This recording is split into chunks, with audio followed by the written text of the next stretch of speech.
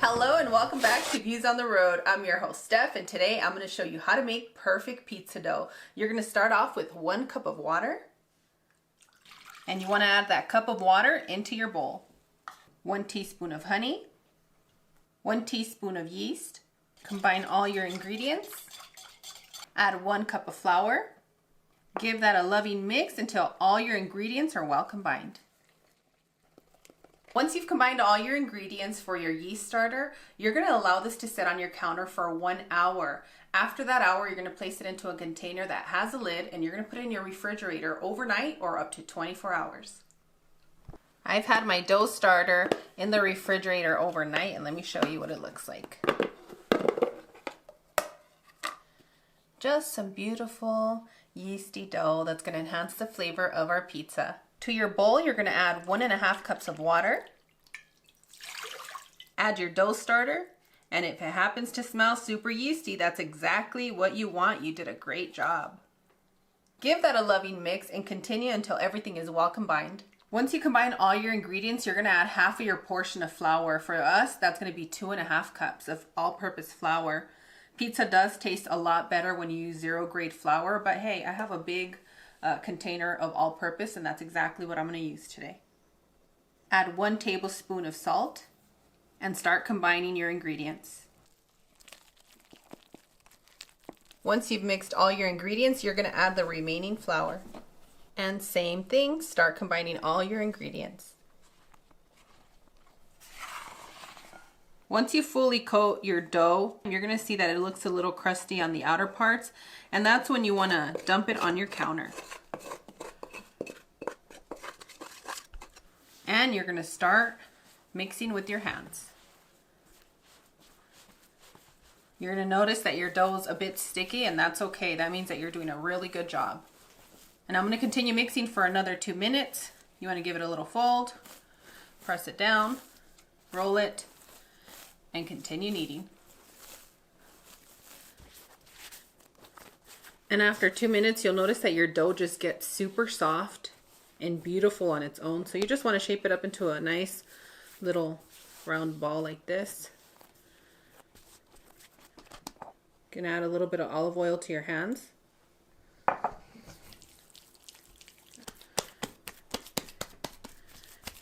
Make sure to cover all your dough with those olive oil hands, so that way nothing dries out. You're going to place your bowl right over it, and you're going to allow this to sit here for about 15 minutes. But since I'm kind of snowed in right now, I'm going to let this sit here for 25 minutes just so it can get nice and warm.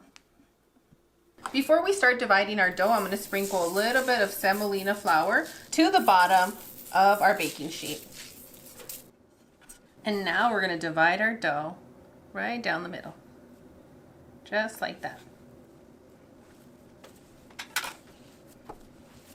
And you want to start making a nice round pizza dough, just like that. And you just want to keep it nice, round, and fluffy. And if you can see, this dough is so soft, it's already developing the little bubbles that you want. So beautiful. And you're going to do the same with your other piece. Make it into a nice round pizza dough. Place one right here, and you're going to place your other piece on the other side. Make sure to keep a good distance. You're going to lather your hands with a little bit of olive oil.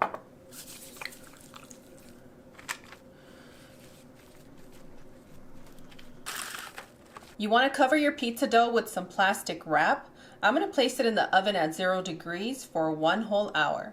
After 1 hour, you're going to take out your beautiful dough. You're going to place your oven at the highest temperature that it will go. Mine goes up to 555 degrees Fahrenheit.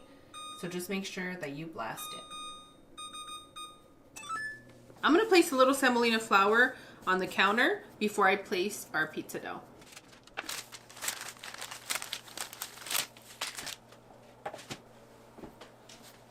And now we're going to start pressing our dough. So nice and fluffy.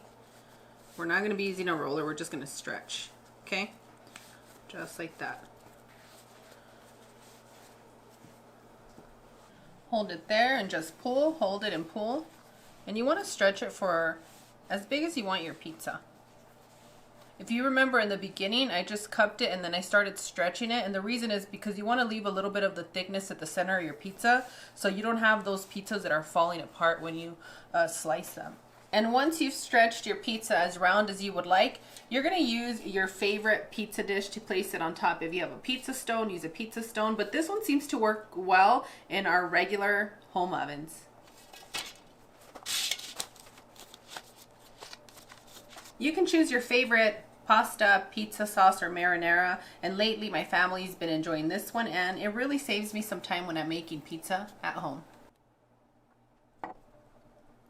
And a little bit of pizza sauce goes a long way. You might be wondering how much is a good amount of sauce to add to your pizza. If you're making a large pizza, I think half a cup and slightly over is a perfect amount to get a perfect pizza at home. You want to use freshly grated low moisture mozzarella and sprinkle your desired amount over your pizza.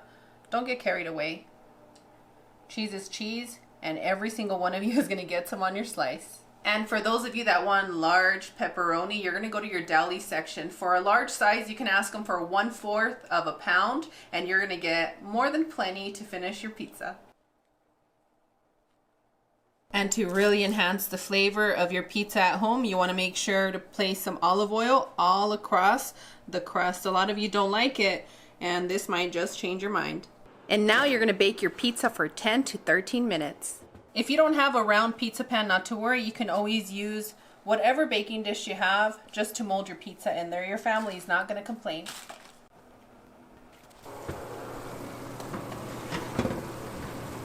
And boom, done. Our pizza's ready.